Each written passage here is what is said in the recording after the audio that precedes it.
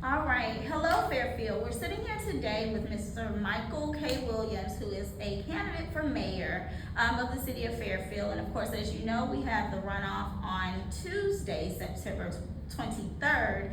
And we just wanted to have a sit down today and ask him some questions about his vision and his plan for Fairfield. So without further ado, I'll turn it over to Mr. Williams, let him do an introduction, and then we'll go from there. I'm Michael K. Williams, and I'd love to be your mayor of the city of Fairfield. The platform is clear. New era, new path, new vision for the future of our city. We have been suffering in unfair circumstances and conditions for almost a decade. A lot of funding that could have come to the city was somehow canceled, was somehow avoided. And we think that many of the solutions to the crisis that Fairfield is in is a lack of funding and a lack of generating funding for all of our departments and areas that make our city healthy, whole, and safe. All right. Well, like I said, we'll go through some questions and just, you answer and So my first thing is, Mr. Williams, I heard your introduction. I know that you have ran for mayor previously. Yes. So it looks like this is something you are very passionate about. What drives you to continue this journey on the road to being mayor of Fairfield? I was born and raised on Interurban Heights. Born in Lord Nolan, went through the educational school system, went through Miles and Tuskegee and on to ITC and completed all of those academic levels that have qualified me with the experience and expertise I've performed all over the country. In 2017, I came home to eulogize my young brother. And when I came home, I came anticipating seeing some old, fun sites and locations that brought back rich memories. And what I saw was dilapidation, deterioration, crime, violence, and an inability of our city leadership to maintain that stellar community style that we were accustomed to.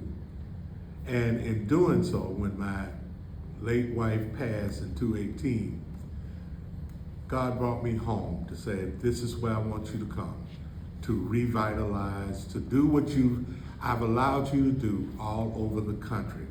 It was as if God had put me into a job training experience in Richmond, Virginia, Richmond, California, South Los Angeles, Dallas, Texas. Everywhere I went, I engaged in some type of community services, economic development, and housing. And it was as if God was using me during that time to develop the skills and expertise because He knew He wanted me to come home and do what our city needs. And I'm here because of that passion and that drive and that destiny. So in 2020, I unsuccessfully ran for the city of mayor and lost by a couple of hundred votes with 7 candidates in the field. And yet I realized that timetable that I thought God wanted me to be ready was not, but it was continuing a stepping stone for me to be prepared to take on that ordained and destiny this year. So I'm running. And I'm running with all the executive leadership and skills that I have collectively matured into over these many decades that I've served across the country. All right, awesome.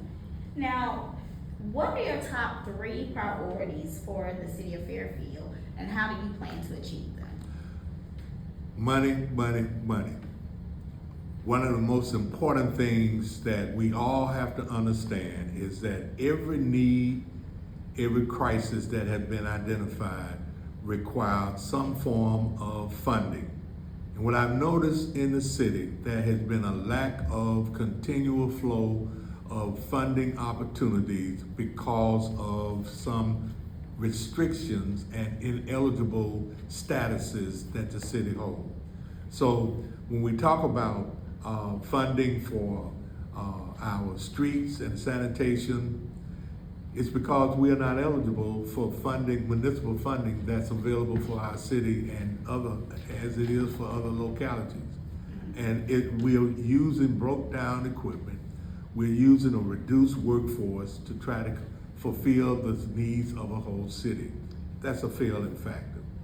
When we talk about businesses, it takes money to drive businesses, at least to create an economic development initiative that has the resources necessary to begin to market and create strategies that will attract the type of businesses that will develop into a healthy influence in the whole community, in the whole city. The third thing is administration. I am so confused as to how our mayor council structure is surviving with under the structure that it is. It's operate on opinions and attitudes rather than code enforcement and laws that govern our municipal government. And one of the things I plan to do is make sure that I begin to reconcile the structure of our city government where it complements rather than create detrimental litigations and unnecessary fights and conflicts that retard the focus of developing our future. Okay. All right, so my next question is, I know that over the years there has been, I won't say discord, but a bit of a disconnect between the citizens, City Hall, the mayor, City Council.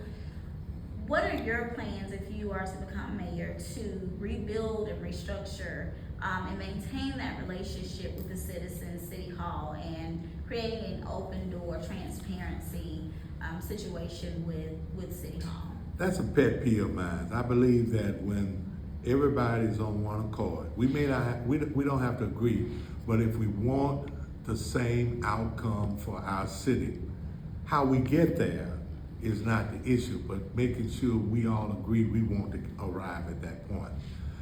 We see partisan partisan in our neighborhoods. Some neighborhoods don't know what's going on in other neighborhoods. Some programs that one neighborhood may need, they don't even realize that there are 2-3 other neighborhoods that need the same. I think that creating a major neighborhood association that incorporates all of our neighborhoods so that they can begin to communicate, they can begin to develop strategies to leverage resources to impact common problems that they all are facing in their neighborhoods. Many, right now, currently, some neighborhoods are dependent on city funding. But we've got ways to reconcile and turn our funding around before that happens. But what if all our neighborhood association considered becoming a nonprofit organization? And in doing so, you can leverage funding from alabamagrant.gov.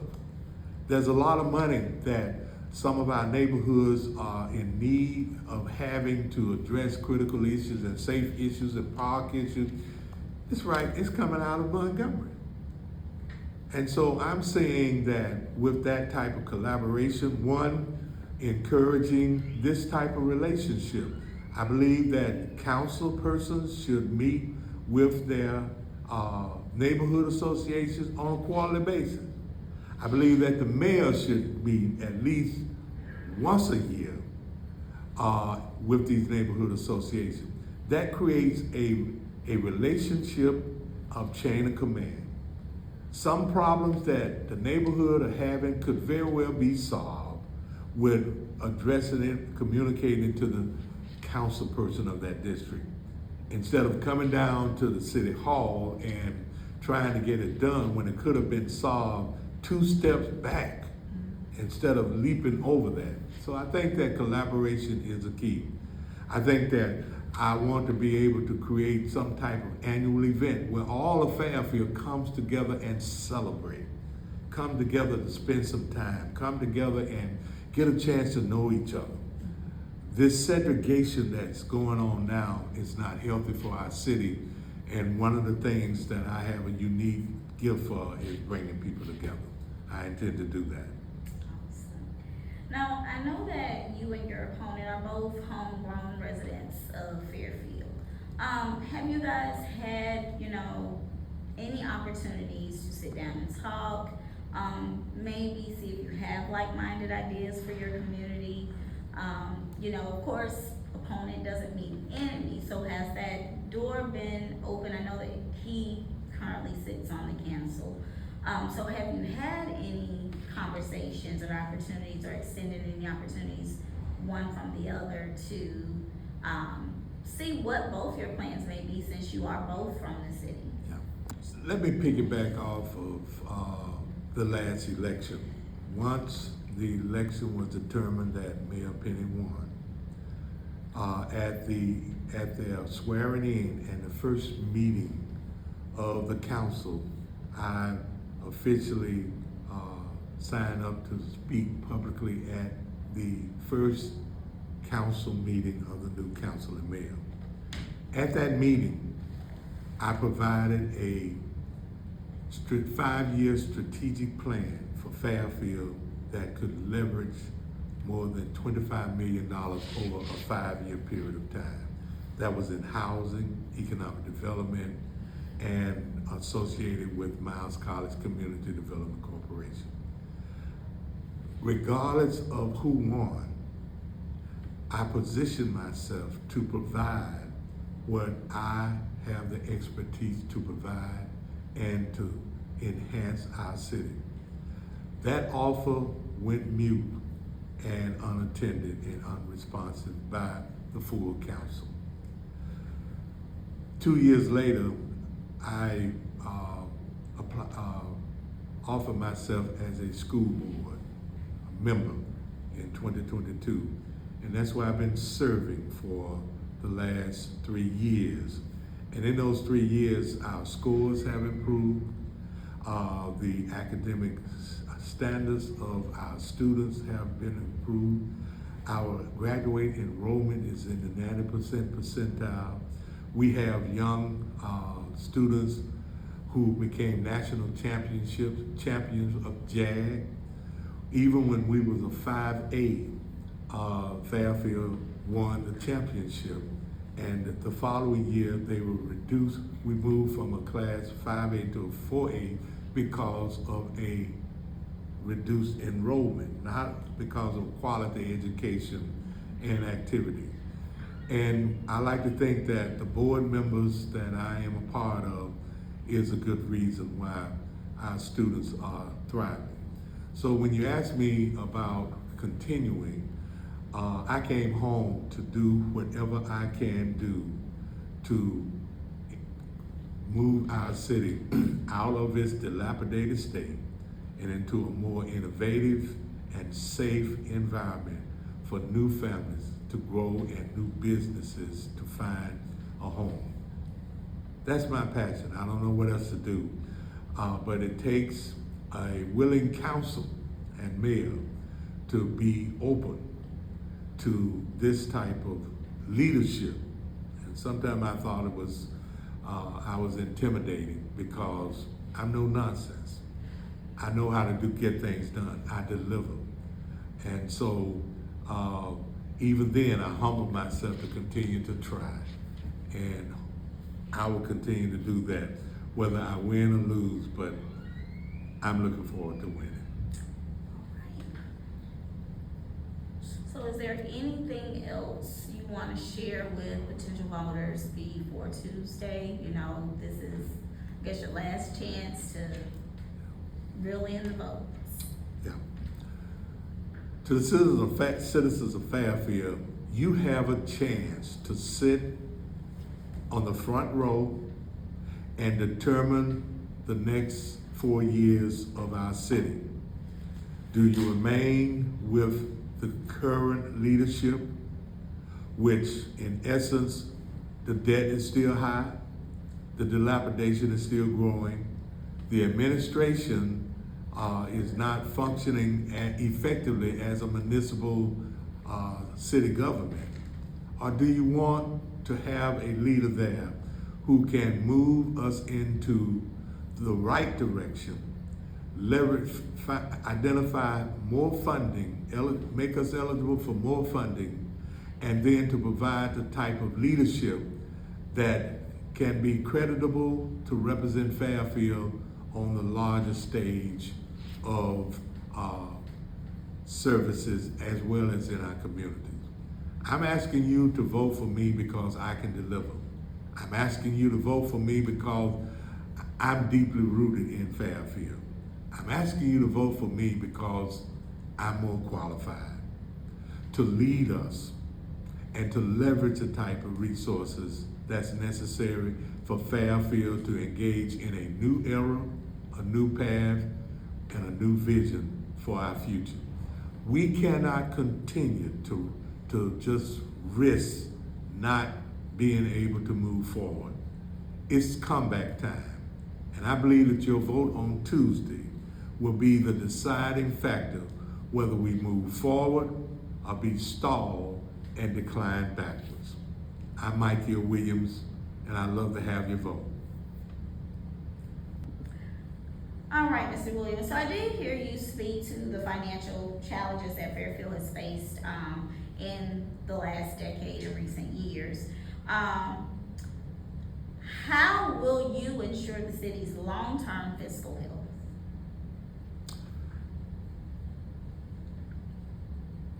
The first thing that we need to make sure that our fiduciary principles and accountability meet the standards that are required for a local government in making sure that we are doing the proper reporting, not only to the government, but also to our people and also to our council. I'm not really sure how it's being structured now because it's so unfortunate to get financial reports verbally at city council meetings. That is a deficit that I hope to change once we get into office. The hearsay of financial reports, in fact, I believe that financial reports should never be reported verbally without documentation to follow from those who are there to understand the finances of the city. I also believe that finances of the city must be able to stand the litmus test of funding sources who require that whatever funding you are soliciting for, that you have at least 2 to 3 years past of financial records to show them that you can manage money. So when we look at the accountability of the city, it's a lot to be desired right now. But I believe that transparency is a key. If the money you take in and the money you spend out equal the money that is documented correctly, then it gives the public as well as the funders a level of comfort and increased credibility that you can do what you say and say what you do, and they don't mind giving you more because you are meeting their basic expectations. Okay. All right. Well, so I guess my next question is, Fairfield has a lot of small businesses. What is your plan to, one, attract new businesses, and two, how will you work with the local small businesses to continue to support their growth? Well, I think the first thing is we need to provide them with the type of innovative offices and office space and accommodations that will attract them to come to Fairfield. Right now we're in a state of dilapidation. And my primary effort would be to initiate the acquisition of dilapidated properties, commercial properties, demolish them, and build a fresh new corridor, a user-friendly corridor for the downtown for Fairfield that can serve multi-purposes for diversified business, novelty shop, barber shop, administration, entrepreneurship, and all of those other things. But at least they will be in buildings that are modern, that can handle modern technology and capability. And that's so important to me, to work with the current property owners, commercial property owners, and let's talk about creating a user-friendly corridor on Gary Avenue. All right. Now, crime seems to be a topic in Fairfield. How do you propose reducing crime in the city while also ensuring that we have fair policing? Good question. Under the current status, I think that there is a balance of public safety in the hands of the sheriff, county sheriff, and the police. Sometimes those areas are gray as to who should be doing what. And I think that at some point we need to begin to clearly define a choice. And that choice will be, as the public safety, as the police department, as a city, begin to identify funding to subsidize more development and more growth and employment of the local police department. I think that the county sheriff was never meant to be a permanent fix, and the city has a responsibility to implement a phase-out type of relationship so that Fairfield can begin to do what they used to do in a very effective way. Right now it's chaos. Who's going to answer the call? Who should deal with the code enforcement? And I think that once we get in, we'll be able to, one, look at the current agreement, two, look at the capability of our police department, and three, begin to create a phase out of the sheriff department as we begin to increase resources and get staff sufficient enough to grow in the kind of safety that the city deserves.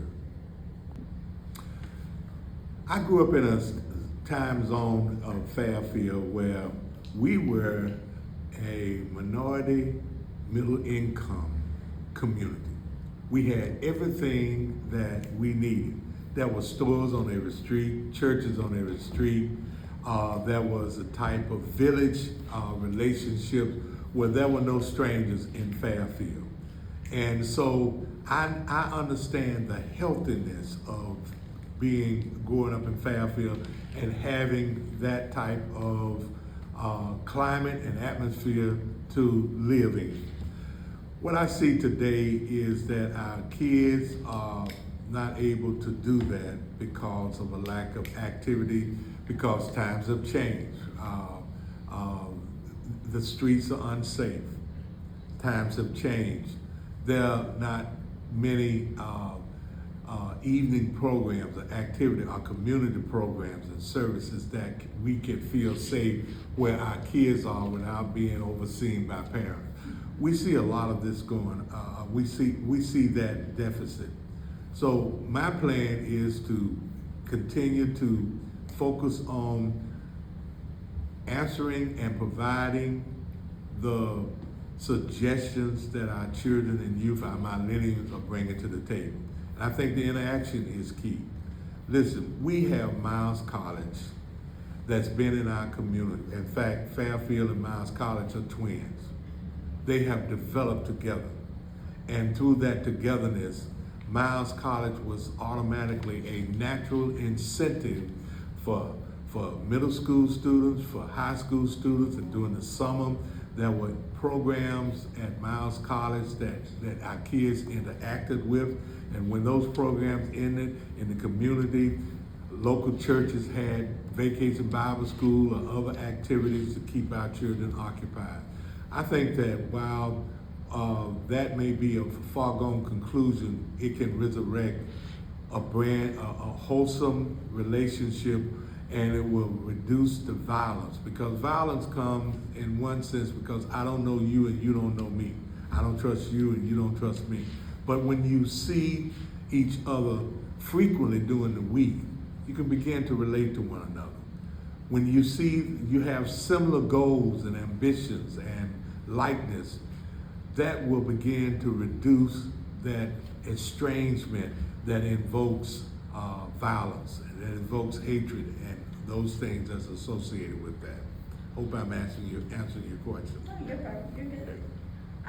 So we covered all the top issues that are known in Fairfield. So I ask a few things that may be personal to you. That first question is, so my next question, we're getting down to the last 3 or 4 days before the runoff election. I just want to ask, I guess, some housekeeping questions on your qualifications and what we can expect from you in your first, few months as mayor. All right, so the first question I do have for you, Mr. Williams, is what do you think qualifies you over your opponent to sit in the seat as mayor and pull Fairfield forward? One, as I shared with you earlier, I'm a product of historical black schools, university, and colleges. I hold a dual degree in electrical engineering and mathematics, a master's degree in systematic theology and pastoral counseling, and an honorary doctoral degree in the same. I have certification credentials with the U.S. Department of DA, HUD, and all of those other national training facilities of training organizations that equip us to provide the type of nonprofit executive leadership that will increase the success of programs that social services look to be. I've created I created the Messiah's Ministries and Services, which is a national consulting firm for faith-based organizations and churches.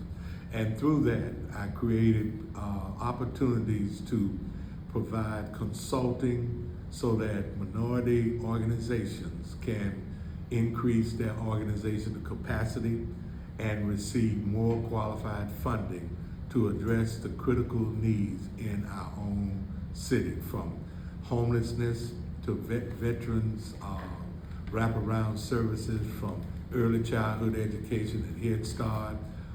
We've created those type of opportunities from east to west and from west to south around the country. So it's a niche for me.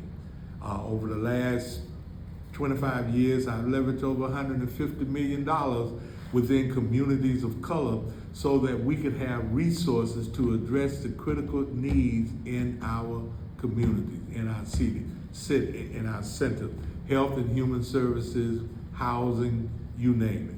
We've done that. Faith-based with economic development, we've done all of that. We provided leadership in Richmond, Virginia for the South Side Blackwell revitalization. We've sat on Chevron International Refinery Board in northern Richmond, California, where we leveraged millions of dollars to provide to the residents because they were impacted by the emission of Chevron's emission of air pollution and creating health hazard and respiratory problems. In South LA, we found ourselves working with multiple homeless service providers who were failing to serve the population in solving solutions. Within 7 years, we moved them from having very few funds to over $10 million annually to provide wraparound services within communities of color. Along with that, as a retired pastor now, I use those Twin Towers to impact humanity in any way that we saw that they needed our assistance. So I'm skilled in that. I'm also skilled in managing millions of dollars. I'm skilled in understanding the importance of fiduciary responsibility and accountability for what we receive in resources. So I'm qualified in that sense, but I'm also now experienced in my passion to turn our city around. What has been absent at the level that our city needs is a kind of executive leadership that can sit down at the tables of influence, albeit regional, state, or national, and make sure that Fairfield, part of resources, can be considered, and we can show them that we can manage the resources that we're asking for. It's sad to say that I believe that for the last 10 years, other regional municipalities within this county have been getting Fairfield's share of its resources simply because of their ineligibility in owing IRS tax penalties for over 9 years. That they have to give funding, county funding somewhere, otherwise they will lose it, to the municipalities within that region. And since Fairfield didn't qualify, the money that was allocated to Fairfield was then shared with other county, city governments and county throughout this county. I think it's time for us now to get our house in order and meet the compliance and eligibility that's associated with Fairfield being able to manage money better than they have in the past. We're ready for our piece of the pie. We're ready to take our resources and create a administration that is on one accord. Okay, so I heard you speak about the phasing out of the sheriff's office being in the city of Fairfield. I do understand that there is a lack of adequate resources for our police department to be fully operational. So I do understand that getting rid of the sheriff would be definitely a transitional and maybe a step process. My next question is, how will you support the needs of first responders in the city? Give them what they need to do an effective job. First responders are the ones who stand between life and death. And I think that them having the sufficient amount of equipment and technology and systemic structure, it will save a lot of lives. And we want them to feel confidence that we are providing that at the city. All right. So we talked about finance and we've gone into public safety. My next question is really about our youth. What youth initiatives do you plan to implement in Fairfield to, I guess, give the youth something to look forward to in the city? That's a passion of mine. As you may know, I currently sit on the Fairfield City School Board, and I've been there since 2022. It's given me an eye-opener to a front row seat to see that our students and our kids and our children want the capability to succeed in developing their diverse gifts and talents in sports, in academic, in business and technology. And it's incumbent upon us to make sure that we be the gatekeepers for them to have access to all of those innovative components. Now, as a passion of mine, I want to be able to create a hub where our children and youth can not only continue to thrive in the academic climate during school, but also in the community. I believe kids should be structurally engaged in development 12 months out of the year. When school ends, we ought to have communities, initiatives and programs and opportunities for them not to have idle time. We have a Olympic-sized pool that's lying dormant and dilapidated. We have a gymnasium that's lying dormant and dilapidated, going unused.